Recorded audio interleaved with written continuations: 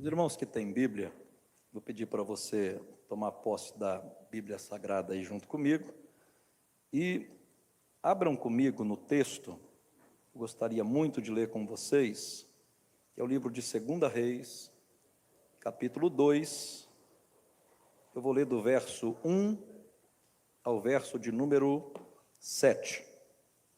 2 Reis,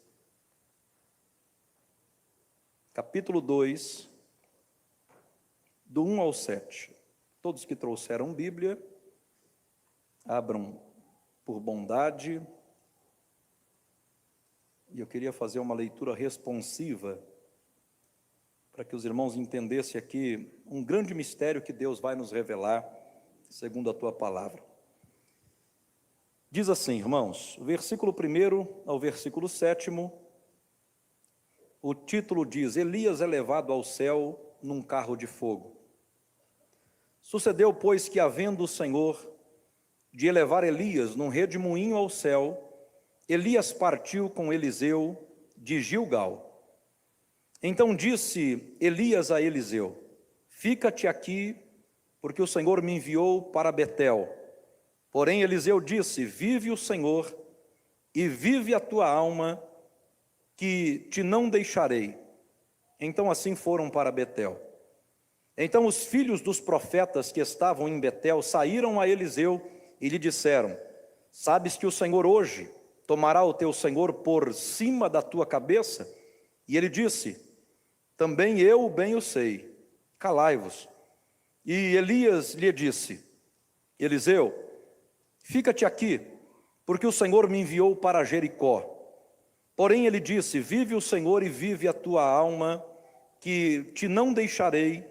E assim ambos foram para Jericó. Então os filhos dos profetas que estavam em Jericó se chegaram a Eliseu e lhe disseram: Sabes que hoje tomará o teu senhor por cima da tua cabeça? E ele disse: Também eu bem o sei, calai-vos. E Elias então disse: Fica-te aqui, porque o Senhor me enviou ao Jordão. Mas ele disse: Vive o Senhor e vive a tua alma, que te não deixarei. E assim ambos foram juntos. E foram 50 homens dos filhos dos profetas, e de longe pararam de fronte, e eles ambos pararam junto ao Jordão. Então Elias tomou a sua capa e a dobrou, feriu as águas, as quais se dividiram para as duas bandas, e passaram ambos em seco. Sucedeu, pois, que, havendo eles passado, Elias disse a Eliseu: Pede-me o que queres que te faça, antes que eu seja tomado de ti. E disse Eliseu: Peço-te que me haja porção dobrada de teu espírito sobre mim. E disse: Coisa dura pediste. E se me vires quando for tomado de ti, assim te fará. Porém, se não se fará, não se fará. E sucedeu que, indo eles andando, falando, eis que um carro de fogo, com cavalos de fogo, os separou um do outro, e Elias subiu ao céu num redemoinho. Fecha os teus olhos aí no teu banco, irmãos. Eu peço, Senhor, mais uma vez a tua misericórdia, Pai. E peço que o Senhor fale conosco através da tua palavra, que é sacrossanta, Pai. Meu Deus, eu sei que como homem nós temos os nossos limites, mas eu sei que o Senhor como Deus é ilimitado, Pai. Então fala, Senhor amado, com a tua igreja. Fala, Senhor, com teus filhos e com os teus servos. Esse é o meu pedido e a minha oração. E os irmãos que creem comigo também digam amém. Irmãos, eu quero falar para vocês aqui hoje uma mensagem que há algum tempo eu estudei ela. E aqui tem um significado muito grande para os nossos corações, sobre as cidades que Elias e Eliseu pararam. E a última parada foi Jordão, ao qual nós estamos pregando aqui às terças-feiras. Então veja que o texto começa dizendo que os dois estavam em Gilgal. Elias recebe uma ordem para ir para Betel, e Eliseu o acompanha. Estando em Betel, ele recebe uma nova ordem de Deus para ir até Jericó, e a Bíblia diz que Eliseu o acompanha, e então eles chegaram ao Jordão, e no Jordão o Senhor então toma Elias para si, e ali acontece um grande milagre. Antes de eu entrar nesta mensagem, eu preciso contextualizar com vocês aqui que a Bíblia está tratando sobre o chamado de Eliseu, que sucedeu Elias, que foi um dos maiores profetas até então. Nessa sucessão e nesse chamado, a gente aprende logo de cara que Eliseu, quando é chamado por Deus, ele atende o chamado de pronto ou de imediato. E ele não fica questionando o porquê, o para quê, o como, de que jeito. Pelo contrário, ele aceita o chamado de Deus imediatamente. Tanto é verdade, irmãos, que se a gente começar a ler o texto, a gente vai entender que Eliseu, quando é chamado por Elias, a primeira coisa que ele faz, ele se despede do seu pai e da sua mãe, porque chamado de Deus impõe despedidas. O chamado de Deus impõe o cortar do cordão umbilical. Ele já começa sendo difícil logo na saída, logo no arranque, porque ele vai lá e se despede de papai e se despede de mamãe. Ele sai ao lado de Elias, e a Bíblia vai dizer que ele era alguém que apacentava, ele tinha aparelhos que apacentava juntas de jumentas. E a Bíblia diz que quando ele recebe o chamado, ele então pegou as juntas de bois, e com os aparelhos que ele tinha, ele cozeu todo aquele animal que ele tinha e deu para o povo comer. E aqui eu abro um parênteses para mim começar a aplicar ao teu coração o que é chamado de Deus. Você tem que entender isso. Quando Pedro foi chamado por Deus, pelo próprio Cristo, disse: eu vou te fazer pescador de homens. O que Pedro fez? Ele guardou a rede.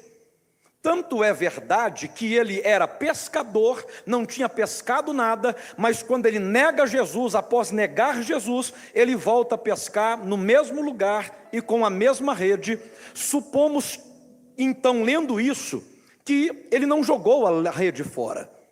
Mesmo a rede, quando ele puxa ela se arrebenta, ele guardou a rede arrebentada, porque pensava assim: Pedro, se der errado o chamado, ou se der errado seguir Jesus, eu tenho uma profissão e eu volto a pescar.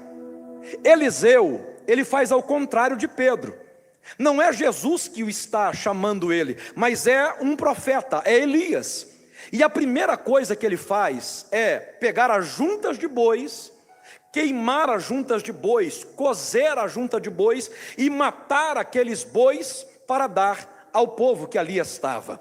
Os aparelhos, ele lança tudo fora, porque Eliseu está dizendo: no chamado de Deus não tem reserva, não tem plano B, e eu quero que você entenda isso. Quando Deus chama alguém, não cabe plano B. Ou você segue a Deus e cumpre o chamado, ou tudo vai dar errado para você entrar aonde Deus te quer. E entenda que chamado de Deus é isso aqui, irmãos. Nós temos que queimar os nossos carros, os nossos aparelhos, deixar o que fazíamos para trás e seguir de acordo com aquilo que Deus quer para nós. Então, já começa dizendo para alguém aí: olha, o que eu aprendo no chamado de Deus é que não cabe um plano B. Deus não aceita ser segundo plano. Se ele não for primeiro plano, irmãos, ele não vai ser segundo. Coloca isso no teu coração. Se ele não for prioridade na tua vida, você está correndo um risco muito sério de negar Jesus antes que o galo cante. Porque você está sempre com o subconsciente: se der errado, eu tenho uma profissão. Se der errado, eu volto para a minha roça. Se der errado, eu volto a fazer o que eu fazia. E está tudo certo.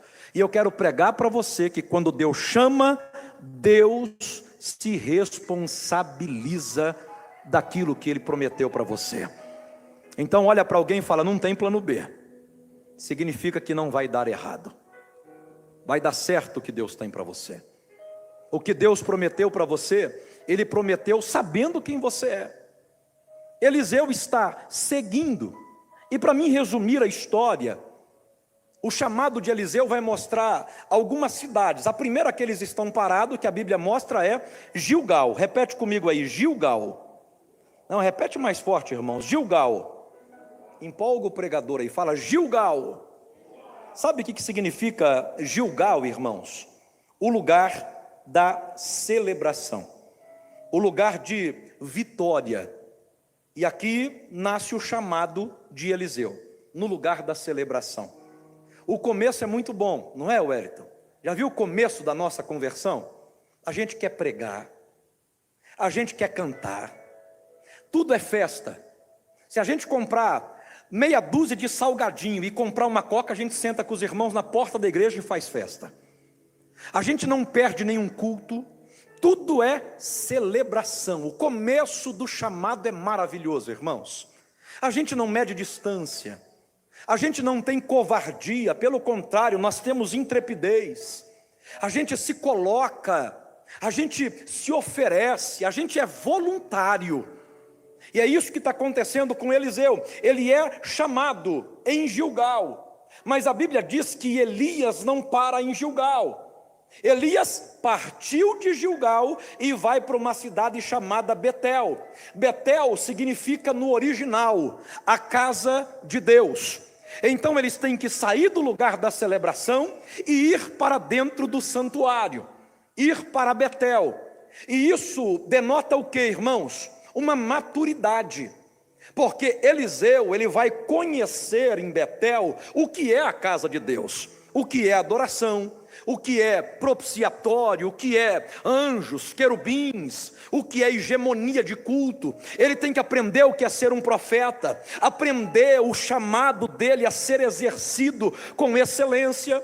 Então, o primeiro momento aqui, irmão, difícil desse homem é a cidade de Betel. A gente sai da empolgação e vem para a responsabilidade.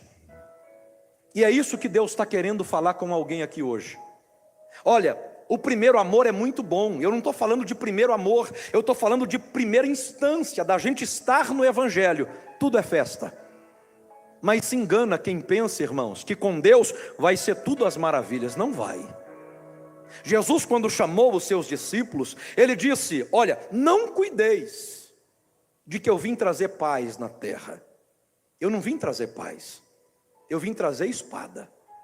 E aquele que vier após mim tem que ter a consciência de que os pássaros têm os seus ninhos, têm os seus covis e têm aonde reclinar a sua cabeça.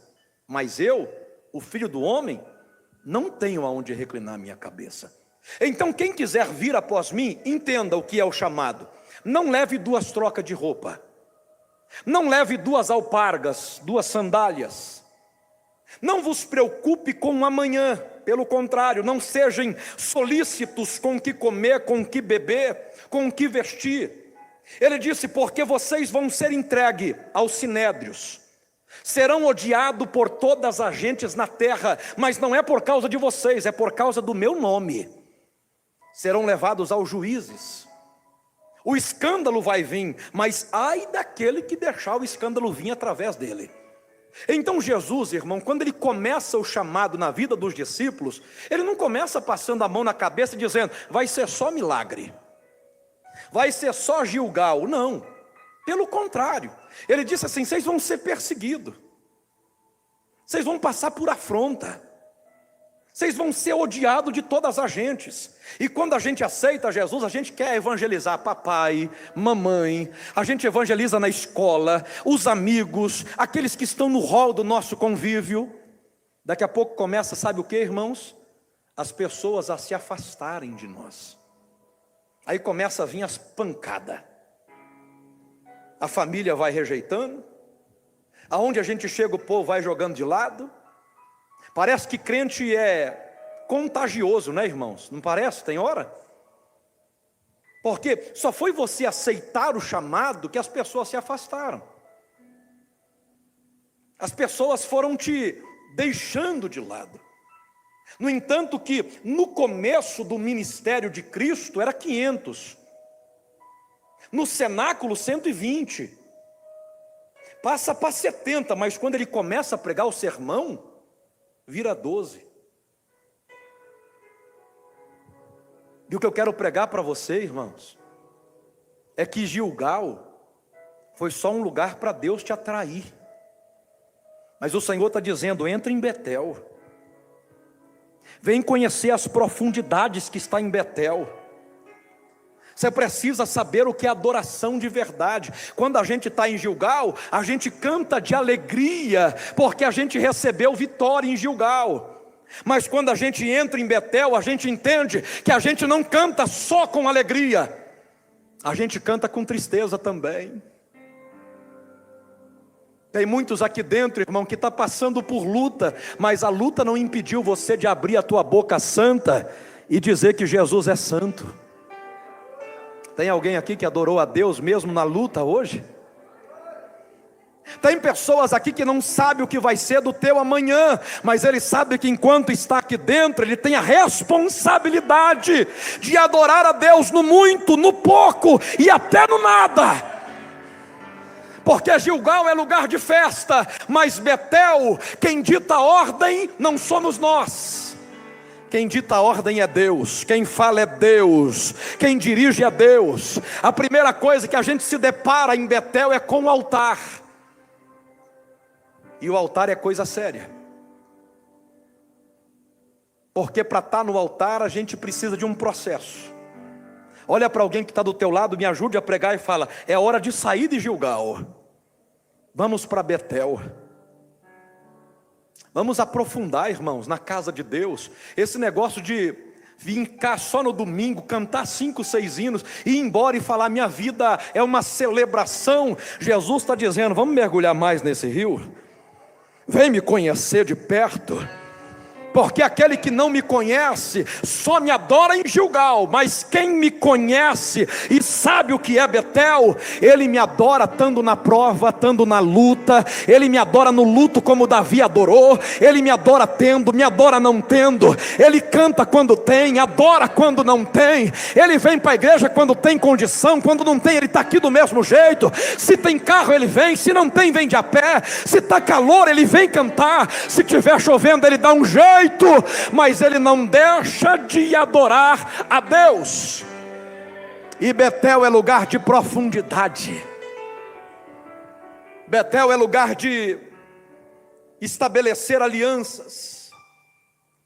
Elias está querendo ir sozinho, porque Elias está dizendo: Eliseu, Deus está chamando eu, fica aí.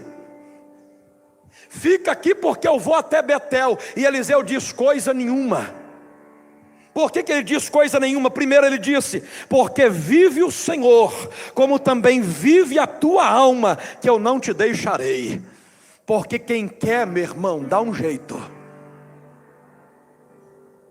Está difícil, mas ele tem uma certeza: vive o Senhor, como você também está vivo. Olha o que ele está dizendo: Elias, você não morreu com o chamado, você está vivo.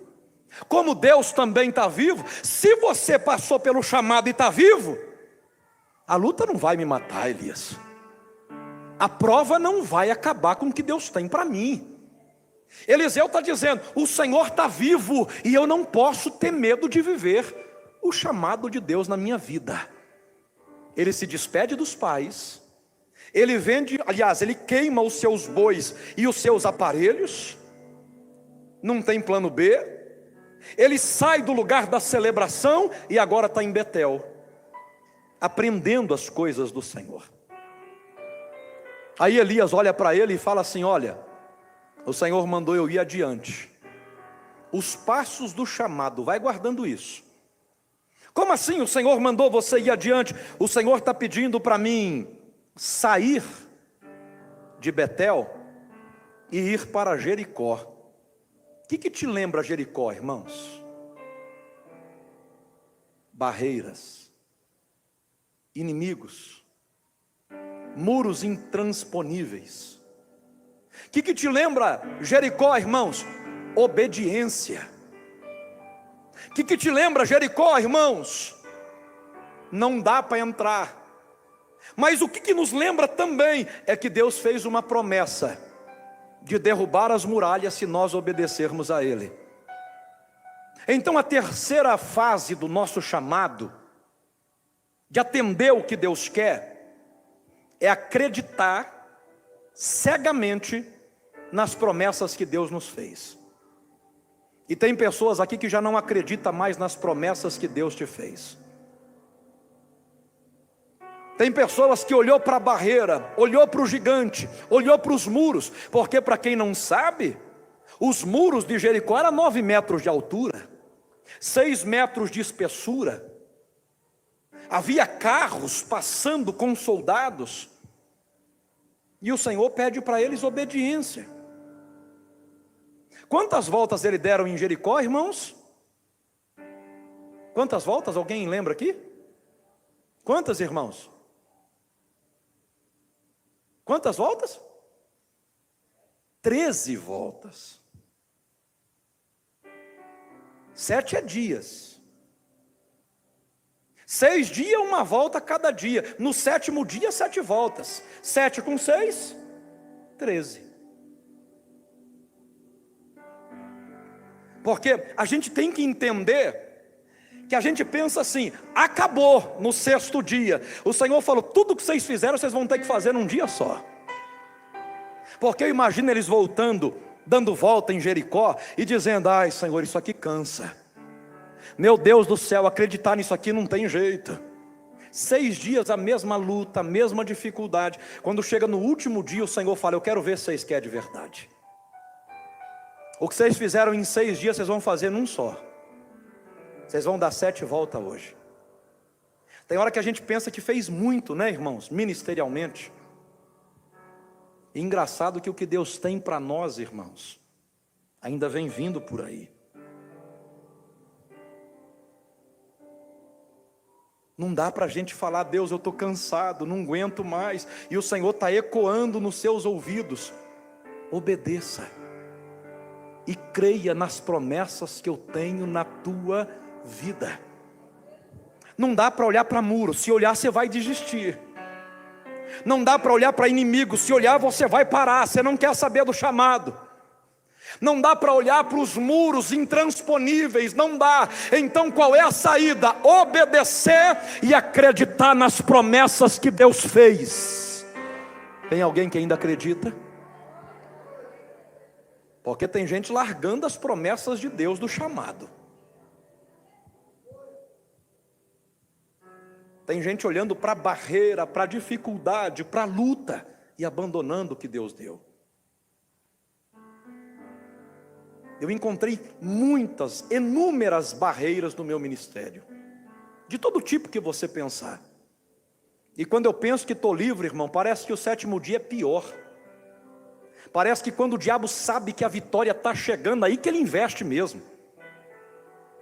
Aí é que ele vem para tentar dizer: olha, você já andou 6 vezes e não aconteceu nada. E esse sentimento ministerial de que você anda e não acontece nada, pega todo mundo. Esse ministério de remar e o barco não sair do lugar. Esse ministério de a gente ter 10, 15, 20 anos de igreja, de crente, e parece que a gente não saiu do lugar. Esse sentimento pega todo mundo, irmãos. Um sentimento de que não está valendo a pena. Um sentimento de que as coisas não estão sendo favoráveis. Parece que depois que você aceitou o chamado, tudo ficou mais difícil. Parece que as coisas só pioram. Poxa, eu aceitei a Jesus pensando que eu ia ficar lá em Gilgal, cantando, ia ser só celebração, ia ser só alegria, e Jesus está gritando: vem para Betel. Quem quiser vir após mim, tem que negar a si mesmo, tem que tomar a sua cruz. Não tem evangelho sem cruz, não tem chamado sem cruz. Jogabadal, a cérebre. Não tem ministério que tenha êxito e que chegue até o Jordão se não passar por Betel e por Jericó. Olha para alguém e fala: é melhor obedecer. Está na pindaíba financeira, mas não obedece. Não vai sair do lugar, vai ficar rodando. O Senhor te chamou, você fica postergando, procrastinando. Tem pessoas aqui, o Senhor me diz, que tem mais de 5 anos que você enrola o batismo. Tem pessoas aqui, irmãos, que vai jogando para frente, para o ano que vem, para depois, e o Senhor está dizendo, você está rodando e parece que não está acontecendo nada. Tem 2 coisas que a Bíblia me ensina em Jericó. Primeiro, eu não posso duvidar das promessas de Deus. Se Deus está dizendo que Ele é provedor, se Deus está dizendo que repreende o devorador, se Deus está dizendo que andar com Ele é melhor do que andar no mundo, se Deus está dizendo que servir a Ele é melhor do que servir a minha carne, eu tenho que acreditar nas promessas de Deus.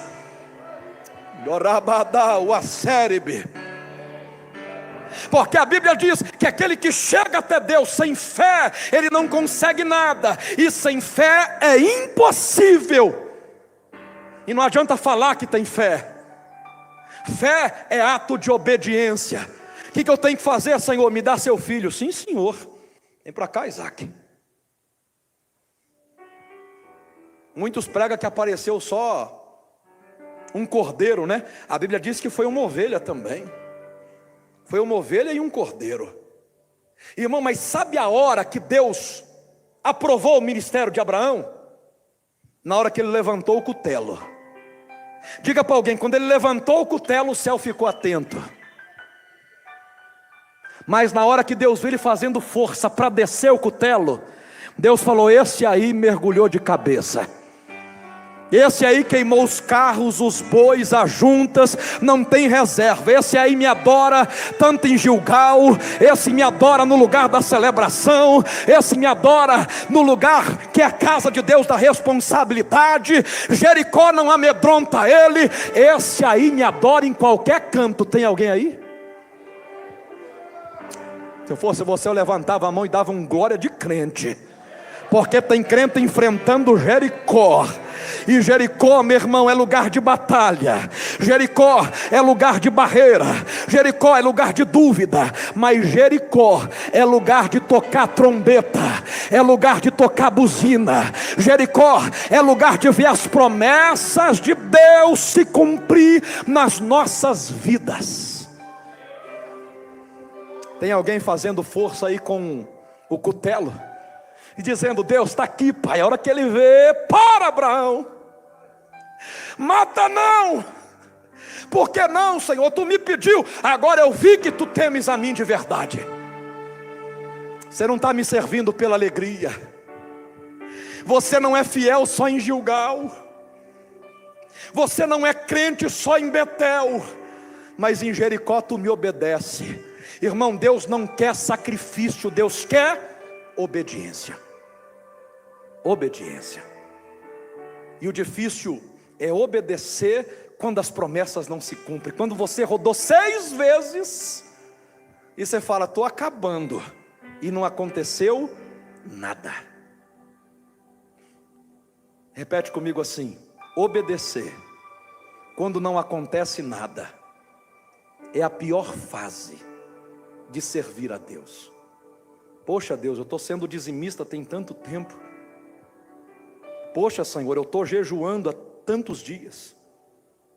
Deus, eu tenho orado, eu tenho clamado, eu tenho lido a Tua palavra. Senhor, eu tenho deixado os meus vícios de lado. Não está acontecendo nada. O Senhor está dizendo, eu quero ver até onde você abaixa esse cutelo. Levantar qualquer um levanta, eu quero ver abaixar ele.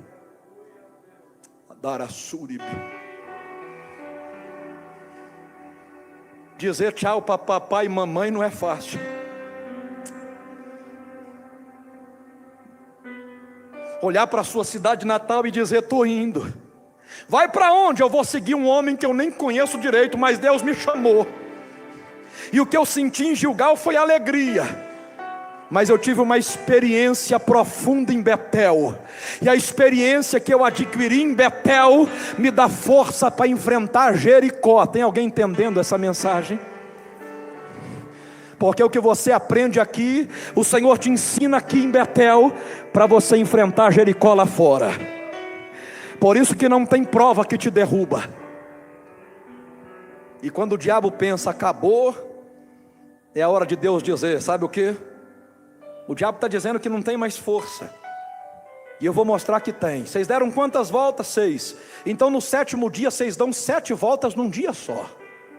Olha para alguém e fala assim: tem força escondida aí, para fazer tudo de novo que você já fez. Poxa, mas eu já fiz tudo isso e vou ter que fazer de novo? Porque Deus está dizendo, quando você fala acabou, o Senhor está dizendo vírgula, eu vou começar uma nova história.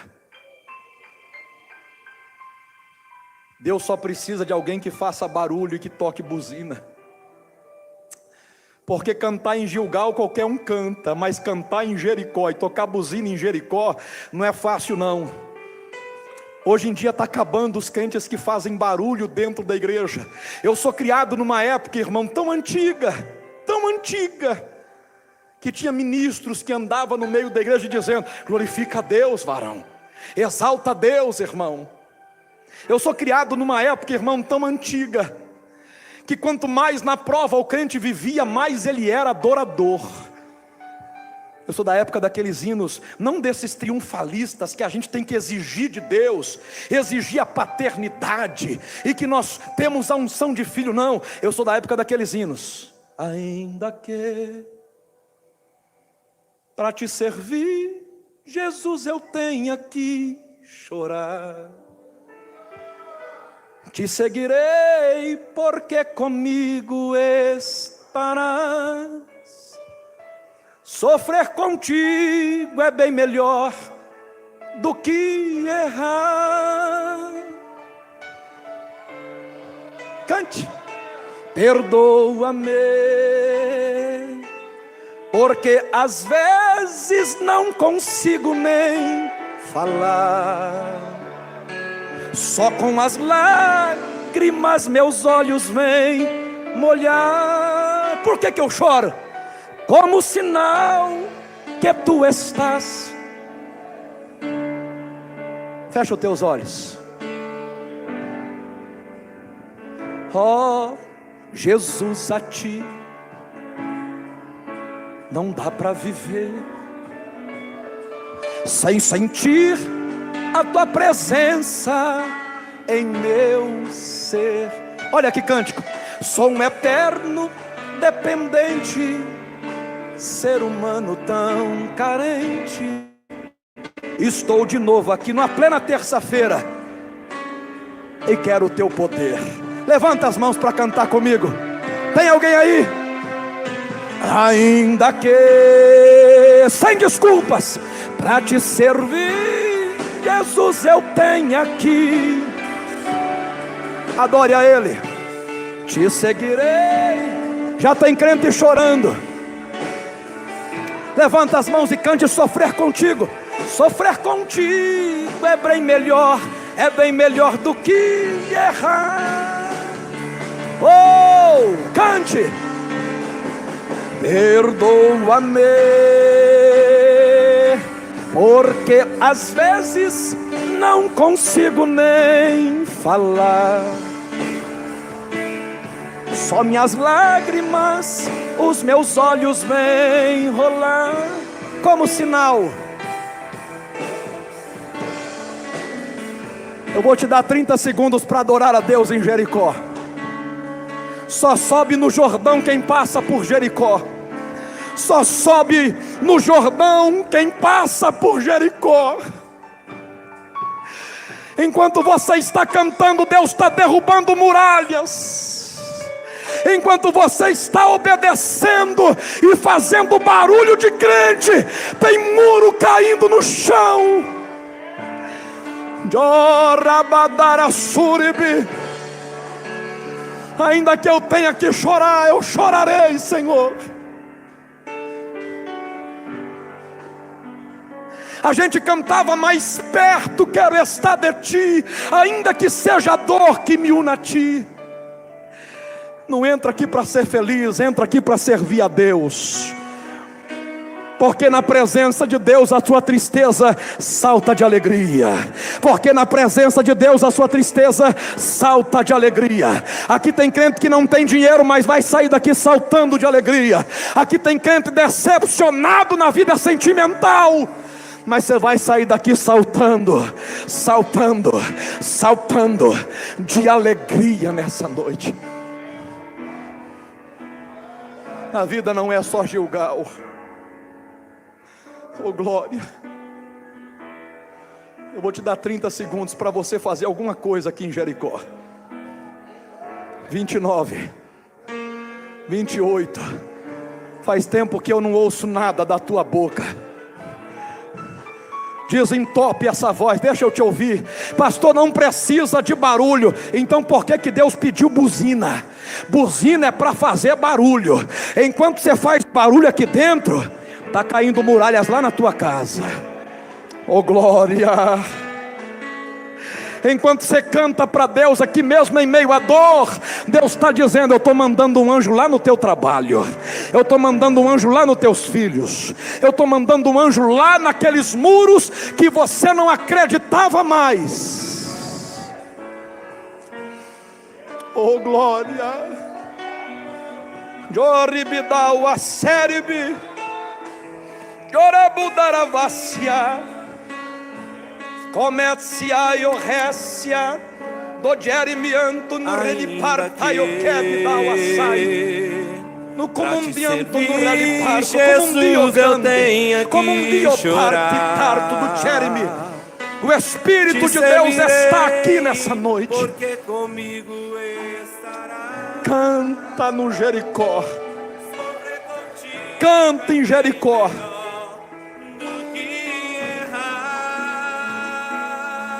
Oh glória. Deixa eu dizer para você, Elias olha e vê Jericó. Tem lições em Jericó de obediência, de acreditar na promessa. Mas Elias está dizendo: eu preciso ir adiante. Olha para alguém e fala: chamado de Deus não pode ser parado. Fala, é sempre um passo adiante. E quando você parar de ir adiante, é sinal de que Deus vem buscar você para você subir ao céu. Elias está dizendo: eu preciso ir adiante, Eliseu. Para onde é que você vai? Eu vou para o Jordão. Engraçado que a conotação bíblica Jordão, nós vamos entender que não era um lugar bonito. Se fosse bonito, Naamã queria ter sido lavado lá. Mas não é que Elias subiu para o céu num lugar que não era bonito. Se a gente parar para imaginar o Jordão mesmo sendo um lugar feio, aonde Naamã falou, foi o lugar que Josué construiu um altar de pedra, com 12 pedras que os anciãos tiraram. Então olha o que Deus está nos ensinando aqui, pega aí. Tem muita situação feia da nossa vida, mas o Senhor está dizendo: faça um altar de adoração. No meio desse lugar feio que você entrou, no meio dessa luta. Me dá um exemplo, pastor Dô. Quando o dilúvio acontece e a arca para em cima do Monte Ararat, tudo está alagado. Mas quando quando Noé sai da arca, a primeira coisa que ele vai fazer não é ver se a terra era boa, o lugar era de desastre. A Bíblia diz que ele fez um altar. E o Senhor desceu naquele altar e fez uma aliança com Noé e disse: nunca mais eu acabarei com o homem através da chuva. Nunca mais. E a Bíblia diz então que ele viu um arco se formando. E naquele mesmo ano Noé plantou e colheu e se tornou lavrador da terra. Antes de ser lavrador, ele fez um altar aonde era desastre, aonde a enchente tinha tomado conta. Sabe qual é o defeito da nossa igreja, da nossa geração? É que a gente não suporta mais passar por situações difíceis. A gente reclama, a gente murmura, a gente reclama, a gente questiona Deus. E eu aprendo que situações difíceis é lugar para a gente fazer um altar de adoração. Eu estou indo matar meu filho, porque Deus pediu. Mas eu não deixo de adorar a Deus mesmo nos piores dias da minha vida. E Deus aprovou Abraão e ele não precisou matar ninguém. Noé foi aprovado e recebeu a bênção. No mesmo ano plantou e colheu. Sabe qual é o nosso defeito? É querer que as coisas se tornem ao contrário. A gente primeiro quer a bênção para depois fazer o altar. Deus, se o Senhor abrir a porta, eu me torno dizimista. Deus, se o Senhor abrir a porta, eu vou cuidar da tua obra. Deus, se o Senhor curar, eu vou ser fiel. Deus está dizendo, já perdeu logo na saída. Faz o altar primeiro. Porque aonde tem altar eu desço. E aonde eu desço, o que é feio se torna bonito. Aonde eu desço, o desastre se torna em graça, em unção, em virtude. Olha para essa luta que você está enfrentando e o Senhor está dizendo, em vez de reclamar, canta. Em vez de murmurar, adore. Em vez de deixar a dúvida permear as paredes da tua mente e dizer, não está valendo a pena, diga, Senhor, ainda que para te servir, eu tenha que chorar. Eu te seguirei, Pai. Por quê, Pai? Porque eu sei que Tu estás comigo. Levanta a mão que eu vou profetizar. Porque a maior bênção é ter a presença de Deus no meio das lutas. Levanta a mão. Deus é o meu socorro e fortaleza. Socorro bem presente na hora da angústia. Sabe onde é que Deus está bem presente? Presente com certeza na sua angústia, na sua dor, na sua dificuldade. Tem alguém que está sentindo a presença de Deus junto com você nessa noite? Deus está dizendo, o papai abandonou, a mamãe ficou, os amigos deixaram para trás, aqueles que falaram que ia te ajudar não ajudou, mas Deus está dizendo, eu estou contigo. Quando Deus desce, o que é feio se torna bonito. O Jordão foi um lugar que o Senhor escolheu para Elias subir e para Eliseu receber porção dobrada do Espírito de Deus. Irmão, sabe quando que o Espírito Santo desceu para batizar mais de 2.000 pessoas, quando Pedro pregava, quando a igreja estava sendo perseguida? Porque o Espírito Santo desce sobre nós, irmãos, é quando estamos em dificuldade. Porque raramente lembraremos dele quando estivermos em alegria e em felicidade. Quando o dinheiro está na conta, quando a saúde está no corpo, quando a paz está no lar, a gente esquece de buscar o Espírito Santo. Mas quando o caldo entorna, irmãos, a primeira coisa que a gente faz é buscar o Espírito Santo. E Jordão me remete a isso, que Deus vai dobrar a unção que Ele tem na tua vida, quando a dificuldade for maior. Sabe por que crente não morre no deserto? E por que crente não perde batalha depois que Cristo veio à terra? Por causa de uma promessa: estarei convosco todos os dias. Até quando, Senhor? Até a consumação dos séculos. O Espírito Santo de Deus está aí com você, e hoje Ele está dando porção dobrada do Espírito Santo para você suportar, ir adiante. Por que Ele deu porção dobrada a Eliseu? Porque Eliseu tinha Elias, e agora Elias subiu, Eliseu ia ficar sozinho. E parece que Deus está dizendo, vai ficar sozinho coisa nenhuma. Elias foi embora, agora é só você, mas não é não. Eu vou te dar porção dobrada. Tu vai sentir a unção do meu Espírito. E a Bíblia diz que a partir daquele dia Eliseu realizou grandes milagres. Olha para alguém e fala, o Jordão é lugar de se encontrar com Deus. Diga mais alto, o Jordão é lugar de se encontrar com Deus e de receber a porção do Espírito que Ele tem para mim. Não deixa isso sair do teu coração. Tem hora que o Jordão está fechado, Elias coloca a capa, o Jordão abre. Jordão é lugar que o próprio Cristo foi batizado, lugar de novos começos, nova vida. O Senhor está dizendo, o que parece ser fim não é fim, igreja. Eu tenho uma história ainda para realizar na tua vida. Eu tenho algo para fazer, mas eu quero saber se você quer se encontrar comigo. E se a sua prioridade é ser cheio do Espírito Santo de Deus. Pergunta, pastor Daniel, qual é a sua maior riqueza? E eu te falo, não é as faculdades que eu fiz, não é o pouco que Deus, entre aspas, tá? Eu ajuntei, não é a casa, não é o carro, não é o pastorado, não é o falar, não pode ser filhos e filhas.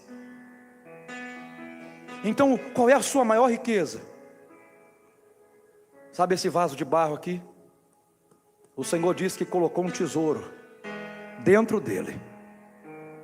Ele não escolheu o vaso de ouro para colocar esse tesouro, ele escolheu vasos de barro. Barro assim, ó. Pó. Qual é o tesouro, pastor?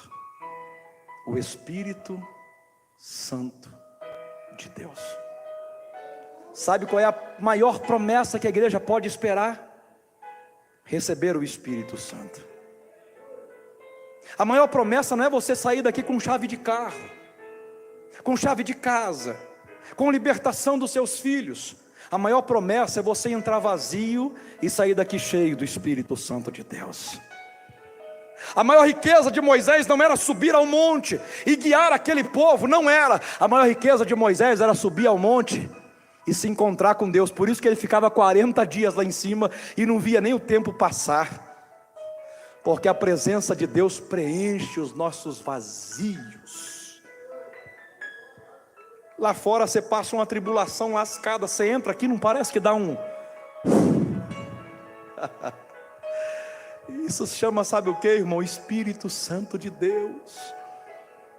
Essa riqueza a gente só encontra, irmãos, no Jordão, em Betel, enfrentando as nossas Jericós. Saia daqui cheio do Espírito Santo de Deus, pelo amor de Deus. Pastor, o que é ser cheio do Espírito Santo? É profetizar, é falar outras línguas? Não é. Isso é fruto do Espírito. Ser cheio é deixar Ele governar sua vida material, espiritual, sentimental, profissional. Quando o Espírito Santo governa todas as alas da sua vida, você está cheio. Porque tem crente aqui que deixa o Espírito Santo governar a vida espiritual, mas não deixa ele chegar perto da vida sentimental. Por isso que você quebra tanta cara. Tem gente aqui dentro que deixa ele chegar na vida sentimental e espiritual, mas não deixa ele chegar na vida financeira, profissional. Por isso que dá tudo errado, e quando você pensa que está indo para frente, volta para trás. O Senhor está dizendo, seja cheio. Deixa Ele governar o teu coração, a tua alma, o teu espírito. Deixa Ele governar os seus sentimentos.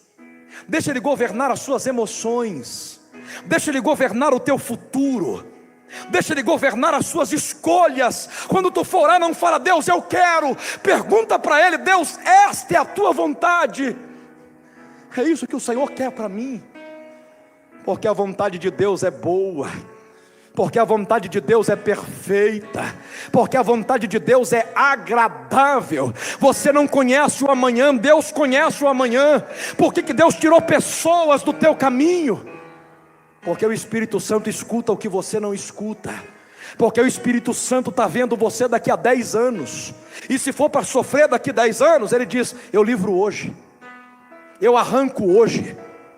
Porque é melhor ver você chorar 3 meses dentro de um quarto do que ver filhos depressivos por causa de um divórcio. Não reclama, porque o Espírito Santo sabe como governar cada passo que você dá, cada emoção que você sente. Seja cheio do Espírito Santo de Deus.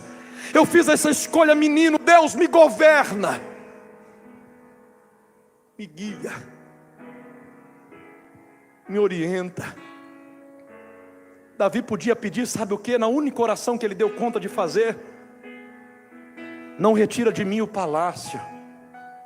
Ele podia fazer a oração: não retira de mim o reinado de Judá e de Jerusalém e de todo Israel. Ele podia pedir: não retira de mim o prestígio que eu tenho perante os filisteus. Não retira de mim as minhas habilidades de rei, de guerreiro, de músico. Na única força que ele tinha para orar, sabe o que ele pede? Não retira de mim o teu espírito, e não me lance fora da tua presença. Tem um vazio aí dentro do teu coração. Pastor, de que tamanho é esse vazio? Do tamanho do Espírito Santo de Deus. Você é imagem e semelhança de Deus. A luva é imagem e semelhança da mão. E a pergunta é: de que adianta a luva se a mão não estiver dentro dela? A luva serve para alguma coisa? A luva só tem vida se a mão estiver lá dentro. Você é imagem e semelhança de Deus. E você só tem vida, só será completo se Deus estiver aí dentro. Pastor, como que Deus mora aqui dentro? Quando ele foi subir, os discípulos reclamaram e disseram: nós ficaremos órfãos, ficaremos sozinhos. E ele disse: não, enviarei um quando chegar lá em cima. Quem, Senhor? O Espírito Santo. E ele estará onde vocês estiverem, todos os dias da vossa vida. Sabe o que o diabo odeia você? É porque quem está dentro de você é maior do que ele. É porque você não precisa de dinheiro para estar feliz. É porque você não precisa de status para estar alegre. Ele te alegra sem ter nada. Eu estava cantando aqui, eu vi crente na prova. Eu conheço muitas ovelhas aqui que conversam comigo. Tem crente aqui numa prova lascada e está cantando. O que dá força para você cantar? Não é o que está fora, é o que está dentro. Seja cheio do Espírito Santo de Deus. Seja cheio do Espírito Santo de Deus. É isso que está faltando para as igrejas. As igrejas não sabem mais o que inventa para segurar crente dentro de igreja. Irmãos, estão inventando carnaval gospel. Estão inventando festa de Halloween gospel.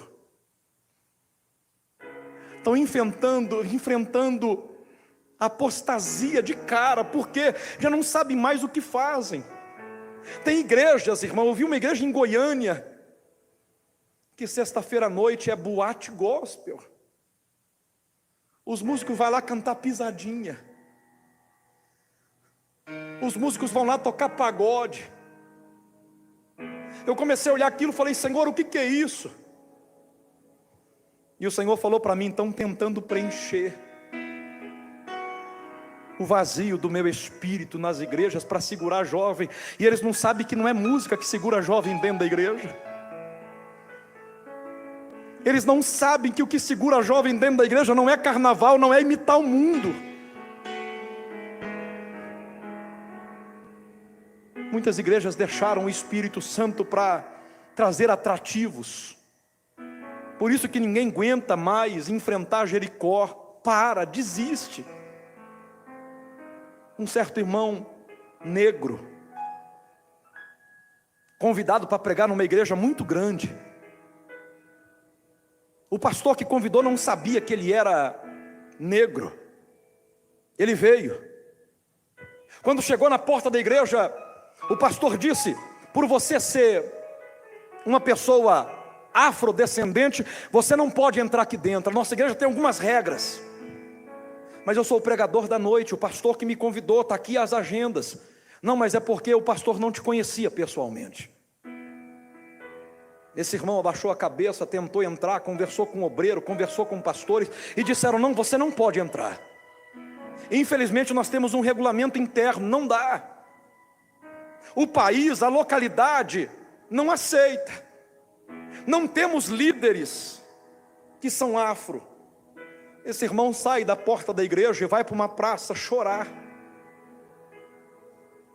soluçando em lágrimas, a igreja lotada, carrões na porta, pessoas bem vestidas entrando, ele parado no banco da praça chorando, e a única questão que ele levantava: Deus, eu só queria entrar, e nem entrar eles deixaram por causa da minha cor.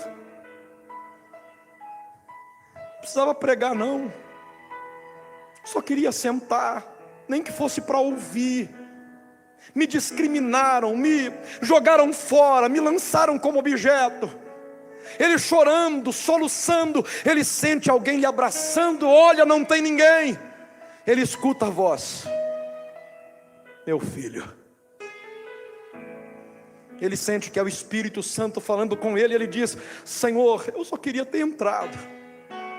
E o Espírito Santo disse para ele: filho, tem 20 anos que esse povo me jogou para fora dessa igreja, e todo dia eu tento entrar e eles não deixam. Se a mim não aceita, vão aceitar você. E eu quero encerrar essa ministração dizendo para você: Deus te trouxe em Gilgal. É verdade que Deus trouxe você para Betel, passou com você por Jericó, mas nem tudo é bonito. Deus trouxe você até aqui, quebrantado, para dizer para você: tem lugar aí para mim? Eu estou na porta e bato. Será que dá para você abrir a porta hoje? Ou será que você vai continuar com atrativos, com coisas para tentar preencher esse vazio que não vai ser preenchido? Droga não preenche, baladas não preenchem, amigos não preenchem, orgias e prazeres não preenchem, riqueza não preenche. O Senhor está dizendo: deixa eu entrar para você ver, deixa eu fazer morada para você ver o que eu posso fazer na tua vida. Eu já deixou, mas não queimou a rede, deixou, mas não jogou os aparelhos fora, sempre está com aquele pezinho, né? Se eu não der conta, eu volto para o mundo. Jesus está dizendo: é caminho sem volta. Ou você segue ao Senhor, ou você segue ao Senhor, porque é impossível esquecê-lo depois que você o conhece face a face.